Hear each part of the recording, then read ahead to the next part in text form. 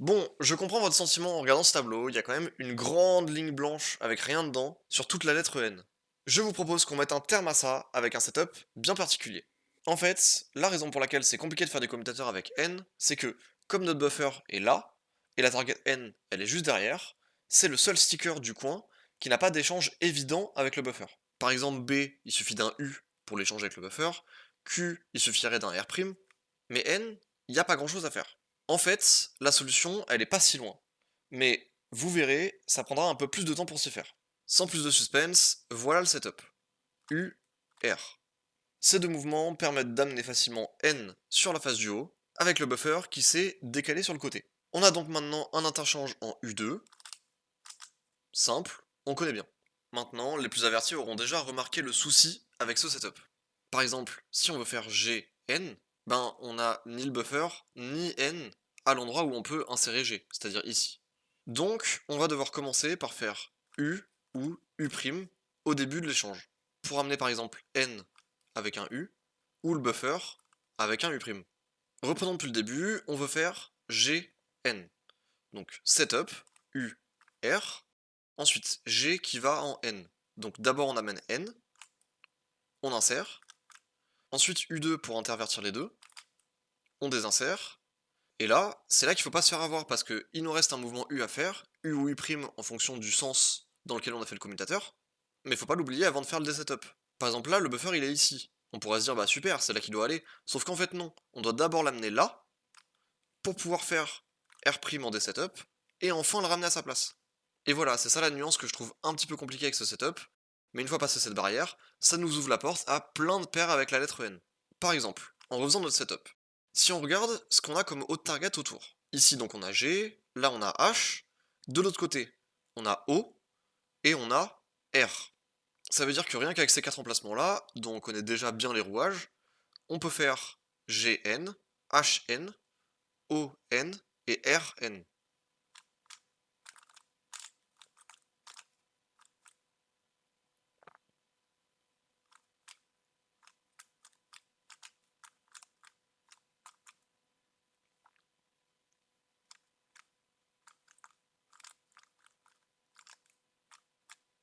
A noter que, pour H et R, il n'y a pas d'histoire de U au début et U à la fin, vu qu'on les insère directement à cet emplacement-là, c'est-à-dire N.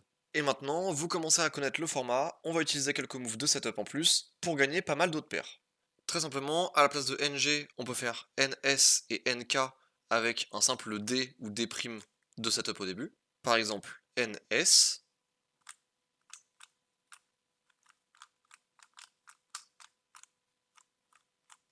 on remarque qu'on peut très bien faire les moves de setup U et D simultanément au début comme à la fin des commutateurs. On va en profiter tant qu'on est sur des setups qui amènent à la target G pour faire NE en faisant L2 setup, qui permet d'amener E en G. Parce qu'on y passera un moment, mais vous verrez que EN, c'est vraiment une des pires paires en termes d'algorithme. Donc franchement, même faire L2 setup, c'est vraiment pas si horrible. Pour faire NT, on va ruser un peu aussi. En fait, en faisant un D au début, ça nous amène T ici, et donc on aura juste à faire NH. Jusque-là, on faisait petit move pour gagner des lettres, puis setup. Pour les prochaines, on va faire d'abord le setup, et ensuite seulement des petits moves en plus. Exemple pour N, A. On fait le setup, A se retrouve ici, et c'est comme pour T tout à l'heure, on va l'amener en H, puis faire le com en l'insérant par l'arrière. En l'occurrence, là, il faut faire U2 d'abord. Ensuite, faut pas s'en mêler les pinceaux dans le D-setup. D'abord, on ramène A ici, puis seulement, on inverse le setup. D'ailleurs, soit dit en passant, pour NA, après avoir fait le setup, vu que A est ici, on peut l'amener soit là, soit là. Si pour vous, c'est plus pratique de l'amener ici, vous êtes plus à l'aise avec, grand bien vous fasse. Personnellement, je trouve ça plus simple d'enchaîner les mouvements en l'amenant ici. Mais je préfère vous montrer les deux. De la même façon que pour A, on peut aussi faire N, L, donc setup, et ensuite on a L ici, qu'on peut très bien amener soit ici, soit là-bas. Personnellement, cette fois-ci, je le préfère ici, pour ensuite enchaîner avec le commutateur, puis des setups, on ramène d'abord L ici, et enfin, on inverse le setup. Un dernier à vous montrer, peut-être un petit peu inattendu, mais avec ce même setup, on a W ici qui s'est joint à la fête. Donc, théoriquement, on pourrait très bien faire NW, comme ça.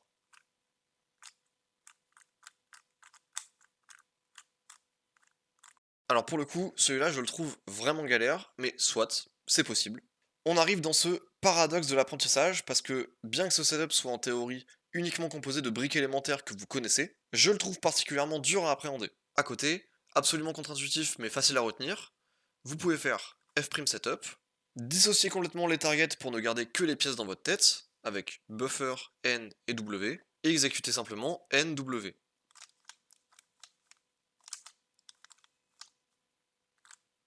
Donc qu'est-ce que je suis censé vous montrer moi? Bah écoutez, je ne pourrai jamais être exhaustif malheureusement, mais je ferai de mon mieux pour vous guider dans cette jungle de commutateurs. Trêve de bavardage, allons vite compléter notre tableau. Et on dirait bien qu'on vient de passer la barre des 80% de complétion.